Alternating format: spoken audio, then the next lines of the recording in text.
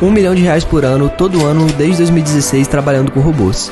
Isso mesmo, 2016, 17, 18, 19 e 20. E agora em 2021, com certeza eu vou conseguir também. Eu tenho uma máquina de fazer dinheiro na minha mochila e vou te mostrar como você também pode ter a sua. Quer saber como? Clica no link aqui embaixo desse vídeo e vem comigo. Eu não tô aqui para te mostrar só os meus resultados. Eu quero te mostrar os resultados de um aluno meu que usou o meu método e também tá tendo muito resultado trabalhando pela internet. Dá uma olhada aqui, ó. No celular dele, hein? Ele vai abrir aqui o celular, vai mostrar em tempo real, no aplicativo do PagSeguro.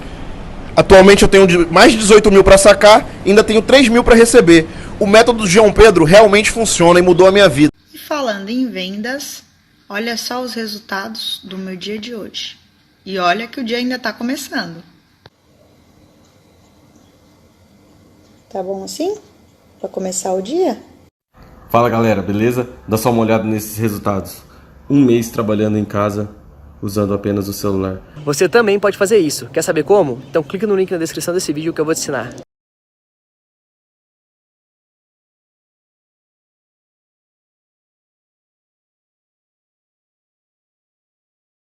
André Luiz e o Janderson. Então é o Atlético arrumadíssimo para enfrentar o Corinthians, sabendo que aquele é hoje o campeonato do Corinthians é o mesmo do Atlético. Hoje. E o Atlético foi para o estádio do Corinthians assim, para enfrentar de igual para igual, no mesmo campeonato. Não é o campeonato do Atlético versus o Palmeiras, o Flamengo, o Grêmio, o Atlético, não é. Ô Zelt, vamos colocar aqui uma questão valendo para todo mundo, evidentemente. O Calçade acaba de dizer o seguinte: o Corinthians precisa de contratações. Elas virão? Não se sabe. A dificuldade financeira do Corinthians, todo mundo sabe.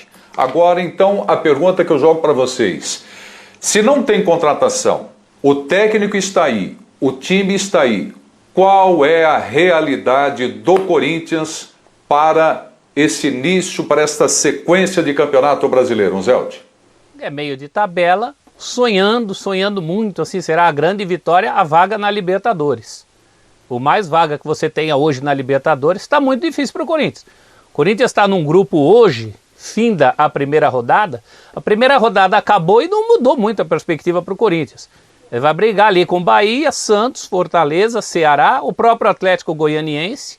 Agora a gente vai ter até uma noção, ver uma sequência de jogos entre eles.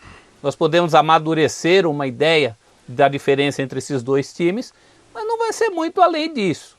Agora, toda vez que a gente fala de falta de qualidade no elenco, vem à mente das pessoas aqueles jogadores que não são tão bem dotados tecnicamente.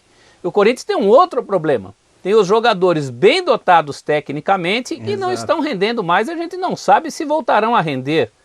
O Gil hoje fez mais uma partida pavorosa. Ele ia fazendo um pênalti que só não foi pênalti porque foi dado o impedimento. Agora que a câmera mostrou ele puxando a camisa do jogador adversário meio metro, todo mundo viu. O próprio Cássio tem sido contestado. Hoje pegou uma cabeçada no canto, mas há sempre quem conteste, né? O Fagner, nesse novo esquema, talvez apareça menos, renda menos, terá menos liberdade.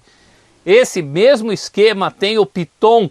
Essa linha de 4 com o Piton é diferente. O Piton vinha sendo utilizado com os 3 zagueiros. Tá? Então tem também esse outro lado. Agora os reforços não virão. E se vierem, serão poucos e tão modestos quanto o time que o Corinthians tem hoje.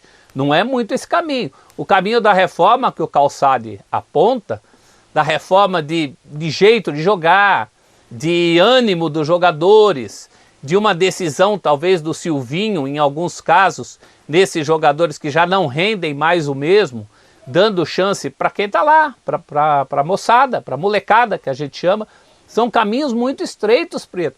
Eu não fiz essa pesquisa mais aprofundadamente, mas desde que eu me conheço acompanhando futebol, eu não lembro de nenhuma temporada que o Corinthians não tenha trazido ninguém, absolutamente ninguém. Tem nada da base? Modesto. Tem uma esperança da base? Olha, eu acho que tem alguns jogadores interessantes, mas também precisa dar tempo, minutagem para eles. O Adson, eu acho que é um jogador que pintou aí bem interessante.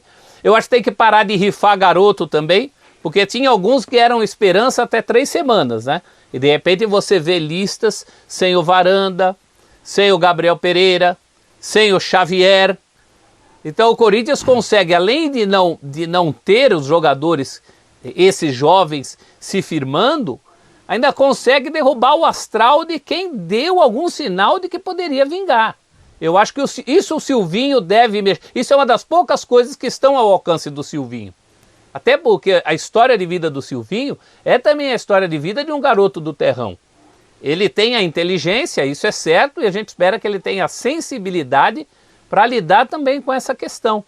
Então passa muito pela gerência, né? O fator humano. E isso é o que eu mais boto fé no Silvinho, para te falar a verdade. Além do conhecimento que ele tem, conhecimento tático, ainda muito teórico e menos prático, mas esse lado de ter a sensibilidade de não perder pessoas, tanto os veteranos quanto os garotos. Eu acho que nesse momento isso é fundamental. Então, o Celso, a única questão, eu acho que assim, a partir do momento que o Corinthians faz a troca de treinador tão em cima do Campeonato Brasileiro, ele tem um ônus sério do Silvinho ter que fazer testes do que ele julga possível, do que ele julga viável, porque por mais que ele tenha visto os jogos, e certamente ele assistiu os jogos do Corinthians no Campeonato Estadual, na Copa Sul-Americana, eu acho que ele tem o direito de fazer os testes que ele acha que podem funcionar. E ele vai fazer teste no Campeonato Brasileiro. Então você citou o Gil. A gente está cansado de ver que realmente o Gil está muito abaixo daquilo que nós consideramos o ideal. Mas de repente o Silvinho acha que fazendo uma ou outra mudança, que jogando com uma ou outra peça, né? Porque quando o Corinthians estava jogando com a linha de 4, ele jogava com o Fábio Santos e não com o Piton, agora está jogando com o Piton. Eu estou citando um exemplo, mas é um exemplo só entre tantos que a gente poderia citar em relação às mudanças que o Corinthians tem feito. O Mancini já tinha feito vários testes, já tinha feito várias mudanças. Repito, para mim houve uma melhora significativa na mudança do esquema, né? Quando o Corinthians passou a jogar com os 3 zagueiros, porque ganhou uma profundidade ali pelos lados do campo com os seus 2 alas. Já que ele não tem esses atacantes de beirada mais perigosos, tem o Mosquito, mas hoje o Mosquito inclusive estava jogando ali como um falso 9, né, alternando o posicionamento com o Luan. Dos lados você tinha um, o Ramiro, o outro o Vital. Então eu acho que quando você não tem esses atacantes de lado, esses caras mais agudos, de repente os alas vão ser uma solução para isso. Em alguns momentos, talvez nos melhores momentos da temporada no Corinthians, que não foram grandes momentos, mas foram os melhores, a gente tenha visto esses caras participando muito. O Piton pela esquerda, o Fagner pela direita. Então, repito, para mim é uma mudança que eu não faria. Mas não dá para ninguém cornetar técnico depois de um jogo, não dá para ninguém cornetar as escolhas de um treinador que tem muito embasamento teórico em relação àquilo que ele pensa, né? Que vai ter que fazer os testes dele. É um ônus que a direção acaba tendo na hora que faz a troca. E não estou dizendo que não deveria fazer a troca.